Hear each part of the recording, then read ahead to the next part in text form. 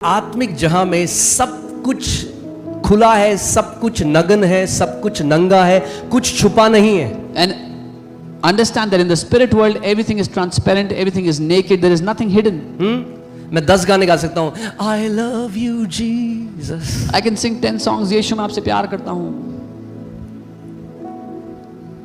मगर सब खुला है. But everything is open. आप ये नहीं कह सकते मैं यीशु से प्यार करता हूं, मैं यीशु का आदर करता हूं, मगर मैं उसके वचन से प्यार नहीं करता और उसके वचन का आदर नहीं करता. क्यों? क्योंकि आदि में वचन था, वचन परमेश्वर के साथ था और वचन ही परमेश्वर था. और 16वीं आयत में वचन देह धरकर आया और हमारे बीच में डेरा किया और हमने उसकी ऐसी महिमा देखी जैसे इकलौते पुत्र की.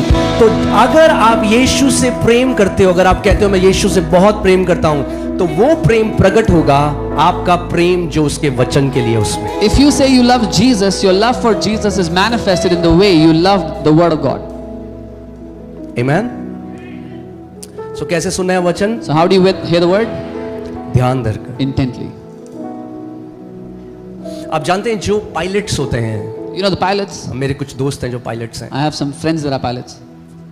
तो उनको वो हेडफोन्स नहीं लगा सकते बहुत तेज आवाज में. They cannot wear loud headphones. हम लगा सकते हैं, वो नहीं लगा सकते. We can, but they cannot. क्योंकि जब आप लाउड हेडफोन लगाते हो तो आपकी जो हेयरिंग है, आपकी जो सुनने की क्षमता है वो कम हो जाती है. Because when you use loud headphones, your hearing capacity reduces. और कई बारी हमें लगता है जो पायलट्स हैं वो, आप जानते हैं ये जो फ्लाइट्स हैं इंडिगो, जो आप सारी फ्लाइट देखते हैं, this is non visual flying, यानी वो देखकर नहीं उड़ाते, वो सुनकर उड़ाते हैं. So all the commercial pilots when they fly their flights, they don't see and fly, they hear and fly. जो ये पायलट्स आप देखते हो, ये जो जहाज उड़ाते हैं, ये देख आंखों से नहीं उड़ाते. The pilots don't see and fly. वो अपनी मनमानी नहीं कर सकते. They can't अरे do what they ऊपर want. आसमान खाली लिख रहा है, ऊपर ले जाता हूं मैं. Oh, I can see the sky is empty, let me नहीं, take up. No. वो उस आवाज को, उस शब्द को, उस वचन को ध्यान धरकर सुनते हैं जो एक मैसेज उन्हें भेजा जाता है और वो उसको ओबे करते हैं. वो कहते हैं 10,000 फीट में ले जाओ, 10,000 फीट में ले जाते हैं. They hear that voice carefully that gives them the instruction, go up to 10,000 feet, they go up to 10,000 feet. जिद नहीं करते. They don't say, वो नहीं कहते 10,000 फीट क्यों ले जाऊं, they don't say why 10,000? 20,000 क्यों नहीं ले जाऊं. Why not 20,000? अगर आत्मा में उड़ना है If you want to fly in the spirit, तो परमेश्वर की आवाज सुनना और उसकी आज्ञा मानना सीखना पड़ेगा. then you'll have to learn to hear and obey the voice of God. Okay. और टाइम पे उनको इंस्ट्रक्शंस आते हैं. And time after time they receive instructions. It's not what they see with the natural eyes, it's what they hear.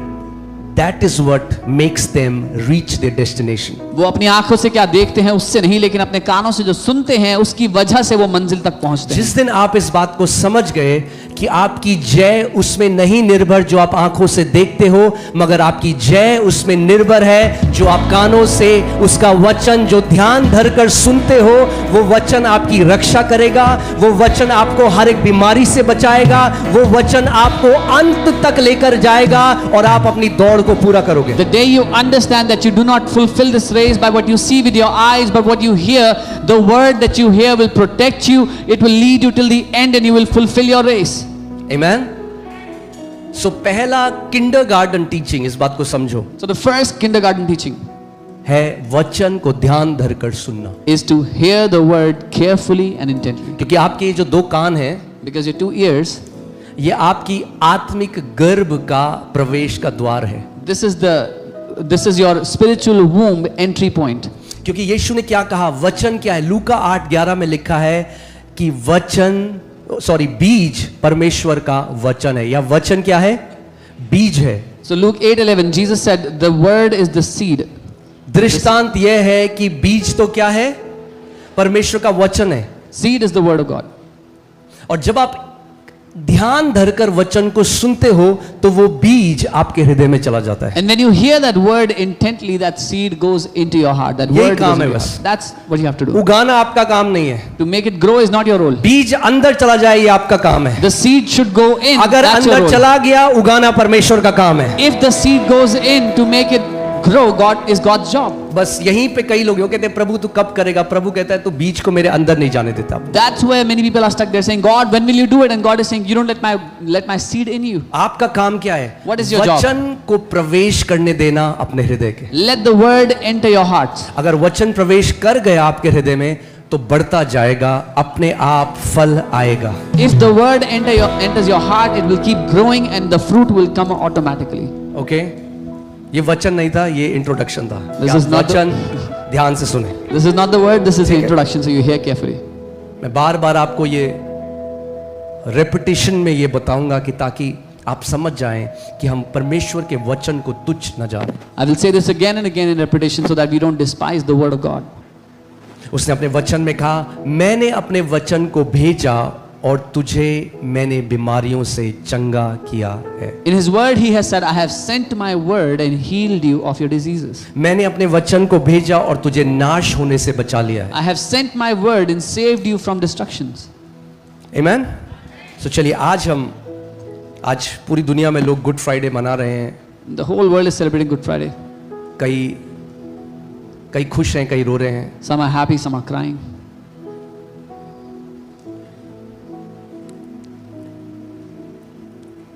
कई रीति रिवाज से मना रहे हैं, Some are celebrating by ritual, कई प्रकाशन से मना रहे हैं। some by revelation. Amen? Amen. मैंने आपको कहा था जो हम रीति रिवाज से करते हैं वो धर्म है। I told you, whatever we do by rituals is religion. हम प्रकाशन से चलने वाले लोग हैं। We are the people that walk by revelation. Okay, so पहला कुरिन्थियों 1:18। 1 Corinthians 1:18. पहला कुरिन्थियों 1:18, क्योंकि क्रूस की कथा नाश होने वालों के लिए क्या है? मूर्खता है, परंतु हम उद्धार पाने वालों के लिए परमेश्वर की सामर्थ है। For the message of the cross is foolishness to those who are perishing, but to us who are being saved, it is the power of God. परमेश्वर की सामर्थ छुपी है क्रूस के संदेश में। The power of God is hidden in the message of the cross.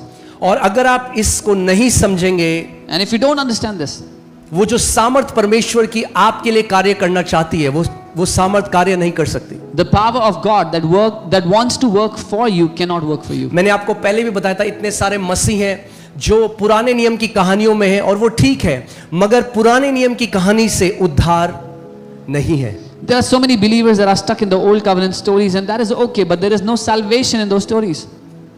Gospel, सुसमाचार, in the gospel, सुसमाचार it's the में story of the cross, क्रूस की कथा है and that is what saves us. और उसी से हम उद्धार पाते हैं।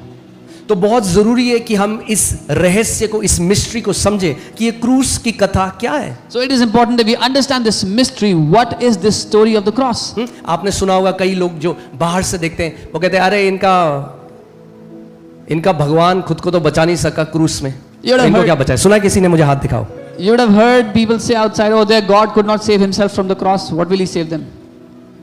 तो क्या बोलोगे आप उन्हें? What will you tell them? तो ये बोलेंगे हम उन्हें, This is what we will क्योंकि say. क्रूस की कथा For the नाश होने वालों के लिए मूर्खता है। the message of the cross is foolishness to those that are perishing. They cannot wrap their mind around this, the message of cross. वो इस बात को अपने मन में समा ही नहीं सकते जो इस क्रूस का संदेश है। The message of cross looks like the story of defeat. क्रूस का जो संदेश है वो हार की कहानी लगता है। ऐसा लगता है कि क्या इनका परमेश्वर तो क्या कमजोर परमेश्वर है, ये देखो। It seems like, oh, look at their God, he's so weak. But it's the opposite. पर मुद्दा असल में उल्टा It's ही है। not the story of defeat, Yeah. it's the story of victory. ये हार की नहीं, ये जय की कहानी है। यही तो बात है। That's what it is. That's the mystery, that's the wisdom of God. यही रहस्य है, यही परमेश्वर की बुद्धि है इसमें। मगर जो लोग नहीं समझते, जो नाश हो रहे हैं, वो नहीं समझ पाएंगे। But the people that are perishing, they will not understand this. They will mock the message of the cross. वो क्रूस के संदेश का मजाक बनाएंगे। मगर जो लोग उसको समझ गए, उस कथा में ये सामर्थ है कि उनको मृत्यु में से आजाद कर दे। उस कथा में ये सामर्थ है उनको श्रापों में से आजाद कर दे। उस कथा में ये सामर्थ है उनको हर पापों के बंधन में से छुड़ा ले। But to those who understand, the story has the power to deliver them from every bondage, to set them free from every sin, and to take them out of every curse. आमेन। सो शुरू से चलते हैं, अगर इस कहानी को समझना है तो शुरुआत में जाना पड़ेगा। So if you want to understand this story, you have to come to the very beginning. क्यों यीशु को एक काठ पे लटकाया गया? Why was Jesus hung on a tree?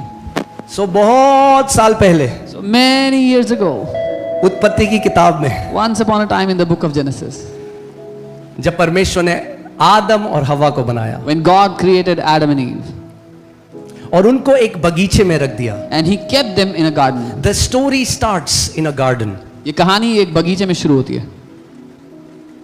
और इस कहानी में And in this story, एक पेड़ है जिसको परमेश्वर ने कहा उस पेड़ के फल मत खाना। there is a tree for which God said, "Do not eat the fruit of that tree." Okay, genesis उत्पत्ति 2:16 और 17। Genesis 2:16 and कई 17. लोग ऐसा कर रहे हैं, हाँ बारिश आ रही है। Is this raining? ऐसे देश से तो नहीं आए आप जहां आपने कभी बारिश नहीं देखी, Hope you've not come from a nation where it never rains. तो ठीक है, वचन में ध्यान देते हैं। So focus on the ठीक word. है, उत्पत्ति 2:16 Genesis 2. और यहोवा परमेश्वर ने आदम को यह आज्ञा दी, तू वाटिका के सब वृक्षों का फल बिना खटके खा सकता है, And the Lord God commanded the man, saying, "Of every tree of the garden you may eat freely, पर भले या बुरे के ज्ञान का जो वृक्ष है उसका फल तू कभी ना खाना, but of the tree of the knowledge of good and evil you shall not eat. क्योंकि जिस दिन तू उसका फल खाएगा उसी दिन अवश्य मर जाएगा। For in the day that you eat of it you shall surely die." Okay, so this is the first time death is mention. तो ये पहली बार हुआ है कि मृत्यु का जिक्र हुआ। प्रभु ने आदम को कहा इस पेड़ के फल को मत खाना, क्योंकि जिस दिन तू इस पेड़ का फल खाएगा तो तू क्या होगा, तू मर जाएगा। The Lord told Adam, "Do not eat the fruit of this tree. The day you do, you will die." उत्पत्ति 3:6। Genesis 3:6. अतः जब स्त्री ने देखा So when the woman saw कि उस वृक्ष का फल खाने के लिए अच्छा है, that the tree was good for food, स्त्री ने क्या किया? what did the woman do? स्त्री ने देखा। She saw. अभी मैंने आपको क्या सुना बताया था? What did I just tell you? सुना क्या था कि What फल देखा, और क्या देखा? फल। She had heard not to eat, but she saw that it is good to eat. हर एक चीज जो अच्छी दिखाई देती है जरूरी नहीं आपके लिए अच्छी है। Everything that looks good is not necessarily good for you. The woman she saw that the fruit looks good. उस स्त्री ने देखा कि वो फल अच्छा दिख रहा है, फल खाने के लिए अच्छा और देखने में मन भावना, oh the fruit looks good to eat, it looks pleasant to the eyes, और बुद्धि देने के लिए चाहने योग्य भी है। and a tree desirable to make one wise. प्रभु ने क्या कहा था इस पेड़ के फल को? What did the Lord say? But now hear this, अब सुनिए, she is coming to conclusion through her own 5 senses. अब वो अपनी ज्ञानेंद्रियों के भरोसे एक निष्कर्ष पर पहुंच गई है। सबसे बड़ी लड़ाई हमारी Our greatest battle is not even with devil, शैतान के साथ नहीं है, it's with your own 5 senses. आपकी खुद की 5 ज्ञानेंद्रियां ये जो उससे। 5 ज्ञान इंद्रियां हैं हमारी, Our 5 senses,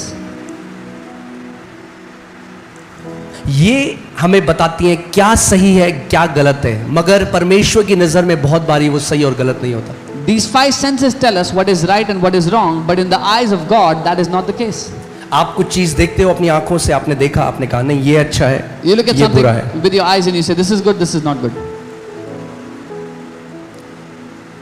Every believer her who एक walks विश्वासी, by their 5 senses, the Bible calls them carnal or babe.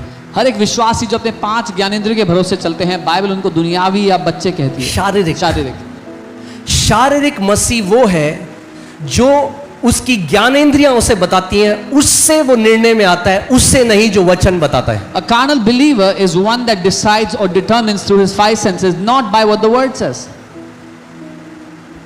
That's exactly what Eve did. Eve ने बिल्कुल यही किया। उसने देखा She saw और वो इस निर्णय में आ गई कि ये तो फल बहुत अच्छा है हमारे खाने के लिए। and she decided this is very good for us to eat. प्रभु ने क्या कहा था? What did the Lord say? क्या होगा अगर तू इस पेड़ के फल को खाएगी? What will happen if you eat the fruit of it?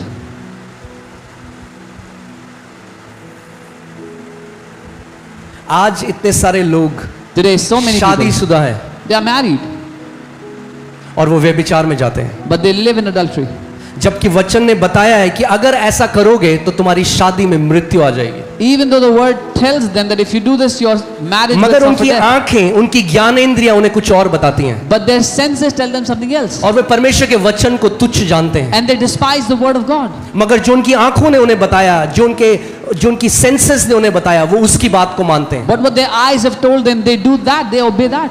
कितनी सारी शादियां आज मृत्यु आ गई क्योंकि उन्होंने परमेश्वर के वचन का आदर नहीं किया। Death entered so many marriages because they did not obey the word of God. और ये केवल शादी में नहीं है, And this is not ये just हमारे with जीवन marriage. के अलग क्षेत्रों में है। This happens in different areas of our life. या तो आप परमेश्वर के वचन से जी सकते हो जो आपको जीवन की तरफ ले जाएगा, या आप अपनी ज्ञानेंद्रियों की तरफ जी सकते हो जो आपको हमेशा मृत्यु की तरफ ले जाएगा। Either you can live by the word of God that will always lead you towards life, or you can lead your life by your five senses that always lead you towards death. And hear this, सुनिए, the fruit was not hideous or ugly. वो फल दिखने में भद्दा या गंदा नहीं था. वो फल सड़ा हुआ नहीं था। It was not spoiled or rotten. वो फल जो मृत्यु लाया, वो फल देखने में बहुत अच्छा था। The fruit that brought death was very good to look at. और बहुत सारी बार हमारे जीवन में भी ऐसा होता है। And so many times that happens in our lives.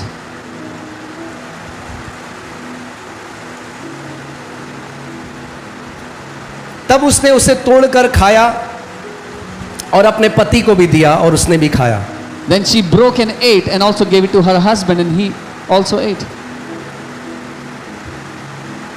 Let me tell you something. मैं कुछ बता दूं आपको. The word is forever settled in the heavens. वचन स्वर्ग में हमेशा के लिए स्थापित है. What I mean by that is, मैं ये कह रहा you हूं, cannot change the word. आप वचन को नहीं बदल सकते. अपने पड़ोसी को बोलो, आप वचन को नहीं बदल सकते। Tell your neighbor, you cannot change the word. आप या तो वचन को मान सकते हो या उसको तिरस्कार कर सकते हो। You can either obey the word or you can deny the word. It's as simple as that. इतना आसान है. But if word says something, अगर वचन ने कुछ कहा है, तो वो पूरा होगा। that will come to pass. Okay? परमेश्वर, God was not joking in the garden. परमेश्वर मजाक नहीं कर रहा था बगीचे में. परमेश्वर ने क्लियर कुछ बता दिया था कि अगर तुम इस पेड़ के फल को खाओगे तो क्या होगा, क्या आ जाएगा, मृत्यु आ जाएगी। God told them clearly, if you eat the fruit of this tree, death will come. Now let me tell you one thing so that you understand. मैं एक बात God बताऊं. is not the author of death. परमेश्वर मृत्यु का रचने वाला नहीं है. फिर से बोलूं, Let me say it again. क्योंकि कई लोग सोचते हैं अरे परमेश्वर ही मारता है, परमेश्वर ही जिलाता है। Because some people think God gives life, God kills. परमेश्वर मृत्यु का जनक नहीं है, मृत्यु उसकी इच्छा नहीं है। God is not the author of death. He is not the originator or the desirer of death.